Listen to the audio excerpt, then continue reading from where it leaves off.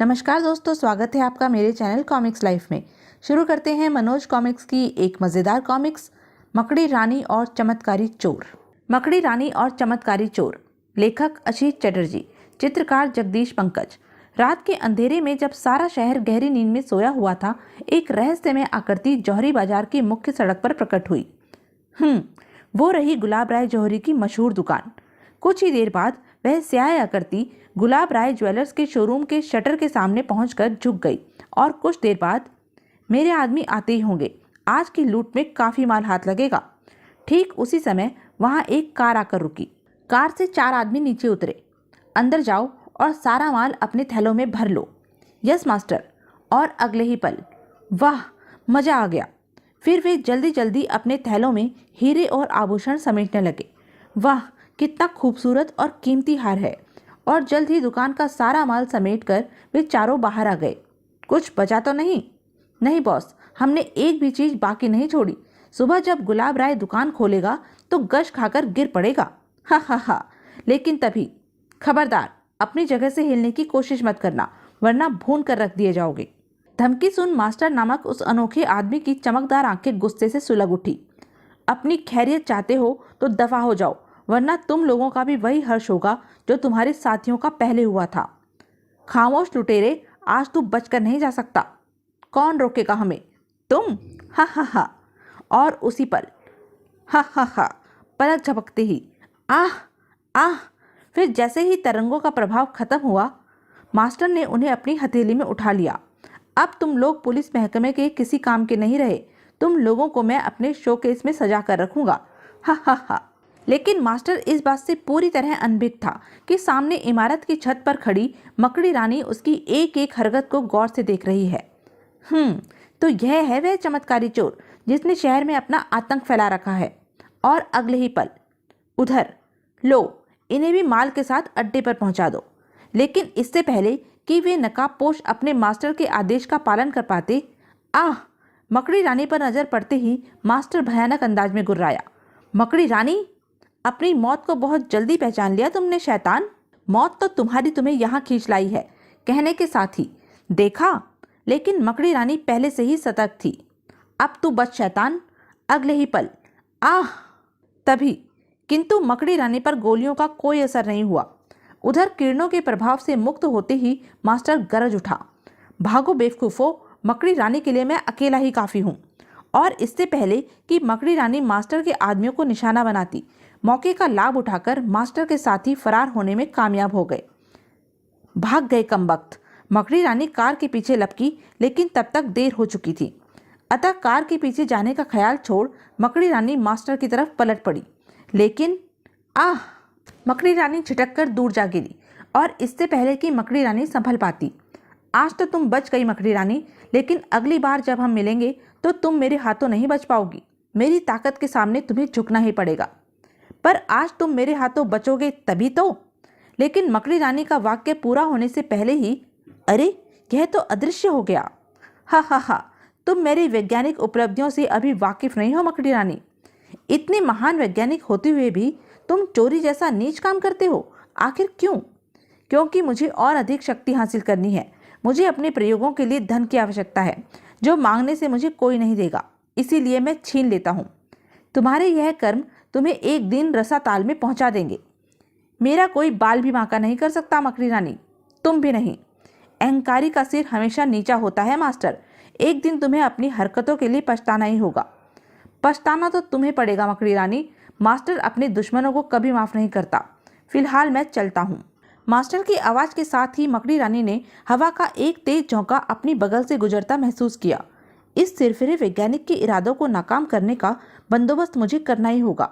दूसरे ही पल मकड़ी रानी जमीन पर पड़े हार्ड मास के इंस्पेक्टर और सिपाहियों के गुड्डे नुमा शरीरों को उठाकर ब्लैक टावर की ओर उड़ चली। पहले मुझे चमत्कारी किरणों का रहस्य जानना होगा। अगले दिन गुलाब राय ज्वेलर्स के यहाँ हुई चोरी और ड्यूटी पर तैनात पुलिस कर्मियों के गायब हो जाने की खबर ने पूरे शहर में सनसनी फैला दी थी। आम जनता में जहाँ रोष और आतंक व्याप्त था, वहाँ सरकार भी कम चिंतित नहीं थी। स्थिति से निपटने के लिए आईजी साहब ने तुरंत आपातकालीन बैठक बुलाई और अफसरों को लताड़ते हुए बोले, बड़े शर्म की बात है, अभी तक एक मामूली चोर को आप लोग नहीं पकड़ सके। गृह मंत्रालय मुझसे जवाब मांग रहा है। बताइए क्या जवाब दूं उन्हें? सर, हम अपनी तरफ से पूरी कोशिश कर रहे हैं, पर क्या करें, अभी तक उस चोर को पकड़ना तो दूर, उसकी एक झलक भी नहीं पा सके हैं हम। यह चोर बड़ा ही चमत्कारी है सर। अभी तक जिस जिस ऑफिसर को उसे पकड़ने की जिम्मेदारी सौंपी गई है वह ऐसे गायब हो गया है जैसे गधे के सिर से सींग। जौहरी बाजार में तैनात पेट्रोलिंग स्क्वाड का ही उदाहरण ले लीजिए, कल रात से वह भी गायब है।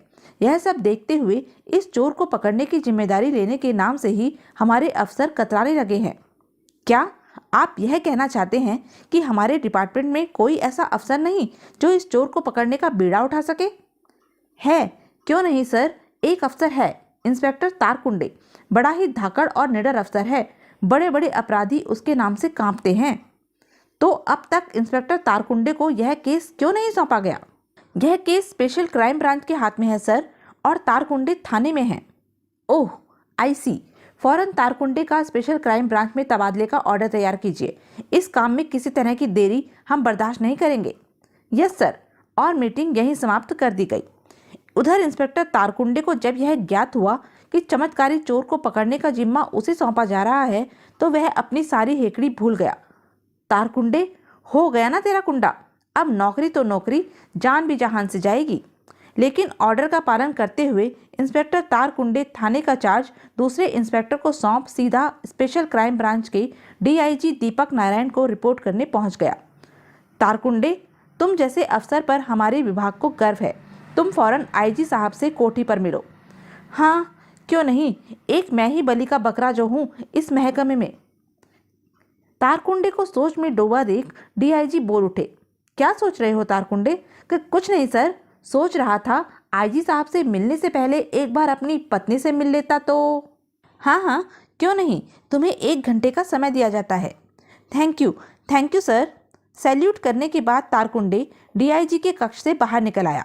फिर वह सीधा बाजार गया और एक सफ़ेद साड़ी खरीद कर अपने घर पहुंचा। यह क्या, सफ़ेद साड़ी? जन्म जिंदगी में पहली बार साड़ी लाए, वो भी सफ़ेद। रख लो मंगला, बहुत सोच समझ कर ही लाया हूँ। मेरे बाद तुम्हें बाजार से खरीद कर लाने की ज़रूरत नहीं पड़ेगी। तारकुंडे को दुखी देख मंगला चकित स्वर में बोली।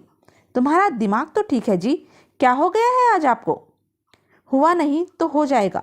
वह कमबख्त चमत्कारी चोर मुझे भी वहीं पहुंचा देगा जहां वह आज तक दूसरे इंस्पेक्टर को पहुंचाता रहा है। ऐसा क्या? पर तुम क्यों घबराते हो जी? मकड़ी रानी के होते कोई तुम्हारा बाल भी बांका नहीं कर सकता। मकड़ी रानी? तू मकड़ी रानी के बारे में क्या जानती है?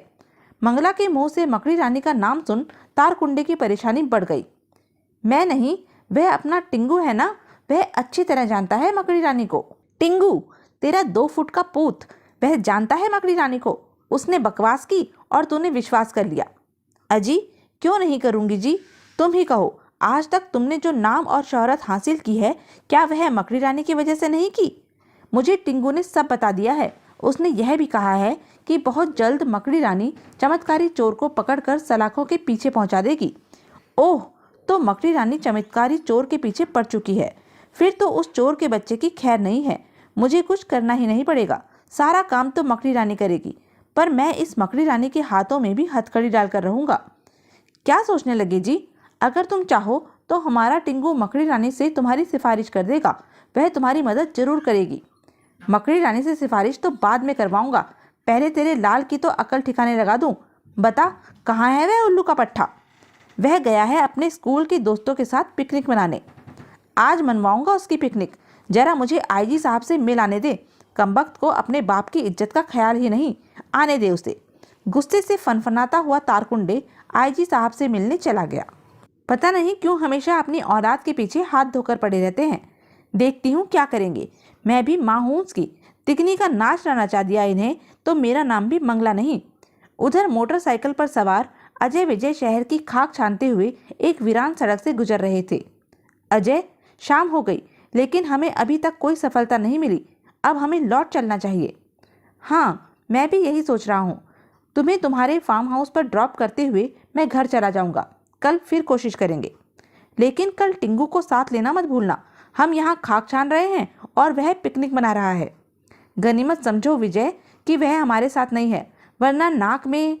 लेकिन अजय की बात अभी पूरी भी नहीं हो पाई थी कि कार ऐसे भगा रहा है जैसे बाप की सड़क हो। ओ माय गॉड, यह तो वही कार है, नंबर भी वही है। अरे हाँ, इसी कार की तो तलाश का काम मकड़ी रानी दीदी ने हमें सौंपा था और सारे दिन झक मारकर भी हम इस कार के बारे में कुछ पता नहीं लगा सके थे। देखो अजय, वह कार काफ़ी दूर निकल चुकी है। अगर ओझल हो गई तो हम हाथ मलते रह जाएंगे। फिक्र मत करो विजय, अब इस कार का मेरी नज़र से ओझल होना नामुमकिन है। मैं जहन्नुम तक इसका पीछा नहीं छोड़ूंगा। कहने के साथ ही अजय ने मोटरसाइकिल की रफ्तार बढ़ा दी। कुछ फरांग की दूरी तय करने के बाद कार शहर से बाहर जाने वाले सड़क पर मुड़ गई। अंधेरा होता जा रहा था, लेकिन अजय बराबर फासला बनाए कार का पीछा कर रहा था। अजय, स्पीड बढ़ाओ, कहीं दूरी और अंधेरा का लाभ उठाकर वे लोग हमें चकमा न दे जाएं। कहने के साथ ही अजय मोटरसाइकिल की रफ्तार और अधिक बढ़ाता चला गया। जल्दी ही कार और मोटरसाइकिल के बीच बहुत कम फासला रह गया। लेकिन तभी, अरे यह क्या? लगता है उन्हें पीछा किए जाने का पता चल गया है। और कुछ ही क्षणों बाद धुआं जहरीला है विजय, सांस रोको।